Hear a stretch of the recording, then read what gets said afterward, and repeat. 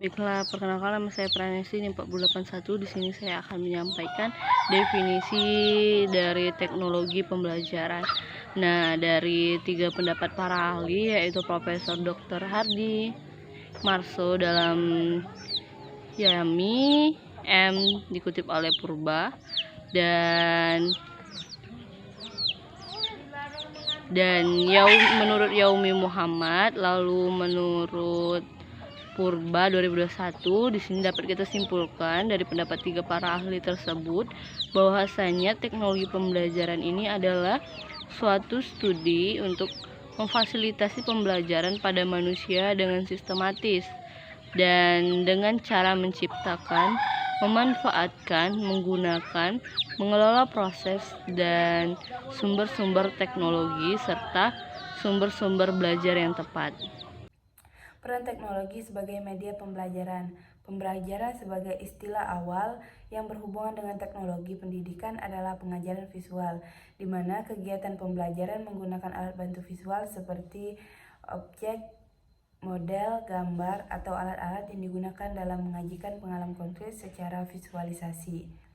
Teknologi pembelajaran berarti media yang lahir dari revolusi komunikasi yang bisa dimanfaatkan untuk tujuan pembelajaran selain guru, buku teks, dan papan tulis. Proses yang membentuk teknologi pembelajaran adalah televisi, film, komputer, dan peralatan lain dari perangkat kelas dan perangkat lunak. Kedua, pembelajaran menggunakan sistem untuk mendesain atau mengadakan dan mengevaluasi proses keseluruhan belajar dan mengajar dalam hal tujuan khusus berdasarkan penelitian dalam pembelajaran dan komunikasi manusia serta menggunakan kombinasi sumber daya manusia bukan manusia untuk menciptakan pembelajaran yang lebih efektif. Baiklah, saya Tian Firanti Evilia. Di sini saya akan mereview makalah tentang di sini saya akan nge-review tentang pengaruh positif teknologi pembelajaran, di mana perkembangan teknologi berjalan dengan begitu sangat cepat sehingga memiliki dampak positif. Antara lain dampak positifnya yaitu memudahkan dalam mencari informasi yang sedang dibutuhkan. Kemudian informasi yang dibutuhkan akan semakin cepat dan mudah diakses untuk kepentingan pendidikan.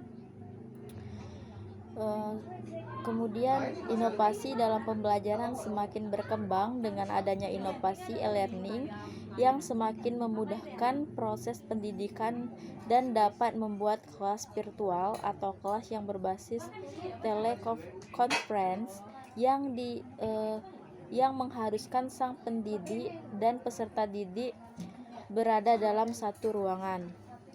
Selanjutnya, munculnya bermacam-macam komunitas dari internet guna menjalin relasi baru. Selanjutnya, munculnya metode-metode pembelajaran yang baru yang memudahkan siswa dan guru dalam proses pembelajaran. Dengan kemajuan teknologi, terciptalah metode-metode baru yang membuat siswa mampu memahami materi-materi yang abstrak, karena materi tersebut dengan bantuan teknologi bisa dibuat abstrak. Selanjutnya yaitu peningkatan kualitas sumber daya manusia melalui pengembangan dan pendayagunaan teknologi informasi dan komunikasi. Yang terakhir yaitu dapat digunakan sebagai sistem pendukung keputusan dalam dunia pendidikan. Baiklah, mungkin itu saja materi yang dapat saya review. Selanjutnya akan dilanjutkan oleh teman saya Cynthia Lestari.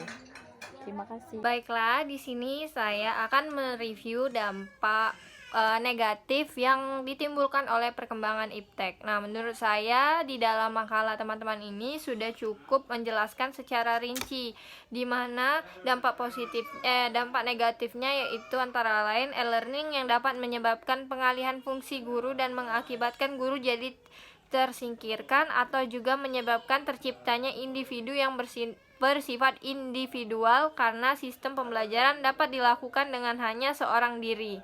Kemudian, sering mengakses internet dikhawatirkan siswa atau mahasiswa bukannya benar-benar memanfaatkan teknologi informasi dengan optimal, tetapi malah mengakses hal-hal yang lainnya.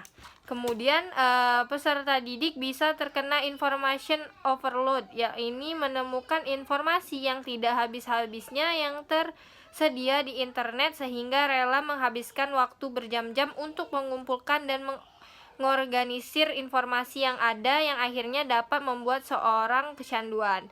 Kemudian pelajar atau juga mahasiswa menjadi pencandu dari keberadaan dunia maya secara berlebihan, tindak kriminal atau cybercrime, di mana dalam dunia pendidikan hal ini dapat terjadi, misalnya pencurian dokumen atau aset penting tentang sebuah tatanan pendidikan yang sesungguhnya dirahasiakan. Kemudian dapat menimbulkan sikap yang apatis pada masing-masing individu, baik bagi pelajar, siswa, mahasiswa, maupun pengajar, guru, dan dosen. Hal ini dapat dilihat misalnya pada sistem pembelajaran yang bersifat virtual maupun e-learning.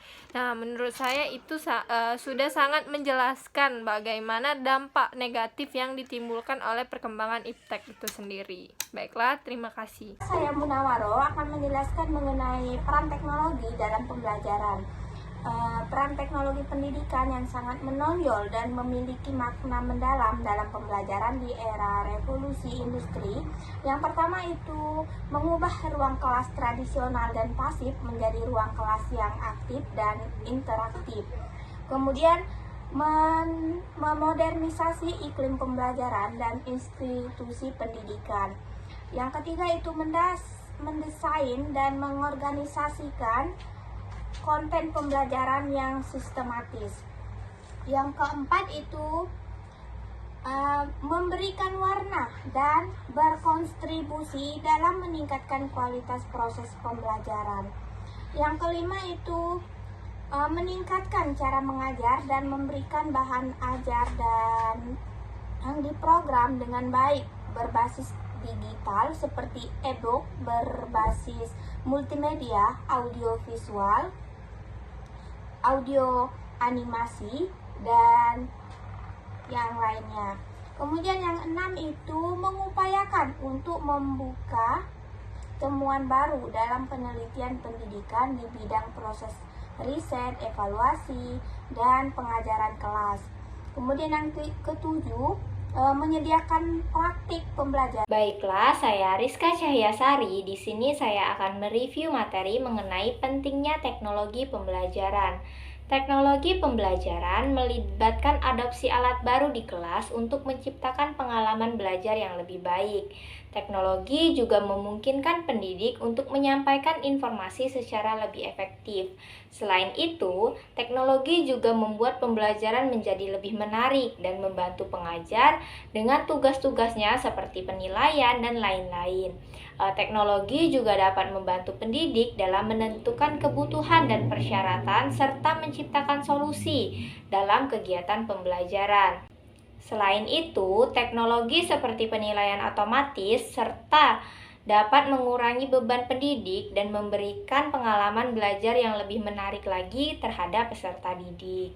Mungkin itu saja dari saya. Terima kasih. Saya Putri Habila, NIM 4074. Di sini saya akan menjelaskan mengenai teknologi pembelajaran sebagai suatu bidang ilmu. Dalam definisi AECT yang dikutip oleh Propah, teknologi pembelajaran dipandang sebagai bidang yang terlibat dalam fasilitasi belajar manusia melalui proses identifikasi sistematis, pengembangan organisasi, dan pemanfaatan berbagai sumber belajar dan melalui pengelolaan proses tersebut. Teknologi pembelajaran lebih dipandang sebagai suatu bidang ilmu daripada teori atau cabang dari teori. Konsep bidang dapat memberikan penajaman kajian teknologi pendidikan, dan tampaknya sangat sulit membahas fokus kajian ini tanpa menggunakan kata bidang untuk mendeskripsikannya. Kata bidang juga menggambarkan adanya suatu kawasan domain, seperti kawasan identifikasi pengembangan organisasi dan pemanfaatan sumber belajar, sebagaimana yang terdapat dalam formulasi definisi. Selain itu, penggunaan kata bidang dalam definisi tersebut untuk melegitimasi adanya upaya untuk mengembangkan baik proses pembelajaran maupun produk yang dihasilkan melalui hasil kegiatan pengembangan. Baiklah, di sini saya Clara akan menyambung materi kami yaitu tentang teknologi pembelajaran sebagai suatu proses. Dalam hal ini, suatu proses yang terintegrasi, yang kompleks dan melibatkan banyak orang, prosedur, ide, dan alat, serta organisasi untuk menganalisis masalah dan merancang, melaksanakan, mengevaluasi, dan mengelola solusi untuk masalah tersebut yang terdapat pada semua aspek belajar manusia. Kemudian, dalam definisi ini pula terdapat 3 komponen yang semuanya mengarah kepada proses belajar, yaitu sumber belajar, manajemen, dan pengembangan belajar itu sendiri. Proses ini mengandung arti bahwa seluruh komponen yang terlibat harus dikelola dalam suatu sistem untuk menyelesaikan masalah-masalah yang timbul dalam proses pembelajaran. Sekian, terima kasih.